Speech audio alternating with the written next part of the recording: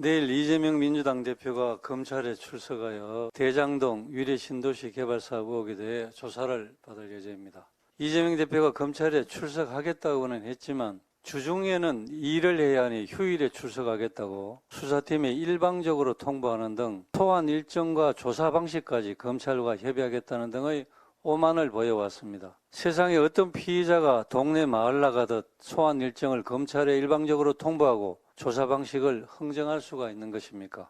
끝까지 법 앞의 평등을 무시하는 제1야당의 지위를 남용한 국민을 무시하는 오만의 극치입니다. 또한 이 대표가 검찰 출석에 변호사만 대동하고 가겠다라며 누구나 다 그렇게 하는 너무나 당연한 일을 무슨 대단한 결단이나 한 것처럼 말했는데 결국 이것도 말뿐이었습니다. 이 대표가 검찰 출석에 앞서 돌연 친명계 의원들과 회동을 하고 이 자리에서 나를 지켜달라고 호소를 했습니다. 아무런 죄가 없다면서 무엇을 지켜달라는 것인지 이해가 안 됩니다. 민주당 지도부가 나서서 지지자들을 상대로 검찰청 집결 동원령을 내렸습니다.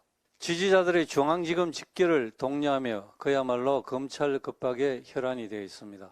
이재명 대표는 친명계 의원들과 지지자들을 모아 세를 과시하며 검찰을 공격하고 검찰 출석을 하나의 정치 이벤트로 만들려는 심산인 것 같습니다. 후한무치도 이런 후한무치가 없습니다. 그런데 드러나는 진실은 어떻습니까? 대장동 일당의 공소장에는 이재명이란 단어가 140회 이상 등장하고 대장동 개발 사업 당시 성남시장이었던 이 대표가 지시 또는 승인했다는 표현이 10회 이상 적시되어 있다고 합니다. 하지만 정작 이재명 대표는 검찰 출석을 앞두고 사필 규정을 운운하고 친명계 의원들은 이재명과 정치 공동체, 이재명과 함께 갑시다를 외치며 이재명 대표의 호위무사를 자처하고 있으니 참으로 한심하기 짝이 없습니다. 최근 여론조사에서 이재명 대표가 기소되면 당대표직을 내려놓아야 한다는 응답이 63.8%로 나왔습니다. 국민 10명 중 6명 이상이 기소 시 대표직을 사퇴해야 한다는 입장입니다.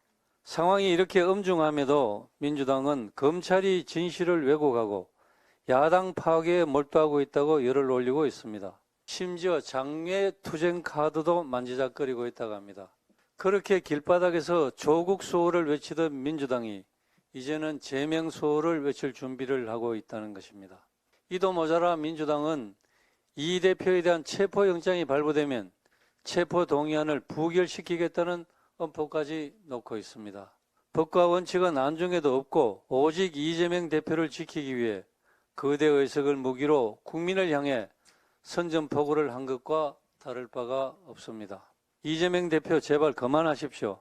민주당 제발 그만하십시오. 누누이 말하지만 이재명 대표가 일련의 범죄 혐의에 대해 한 점 부끄러움이 없다면 조속히 검찰에 출석하여 조사를 받으면서 자신의 입장을 성실하게 설명하면 될 일입니다. 이제 정치권이 민생에만 집중할 수 있도록 이재명 대표 스스로 당 대표직을 내려놓아야 합니다. 그것만이 그간 민주당이 민생을 외면한 것에 대한 반성의 시작이고 국민에 대한 최소한의 도리일 것입니다.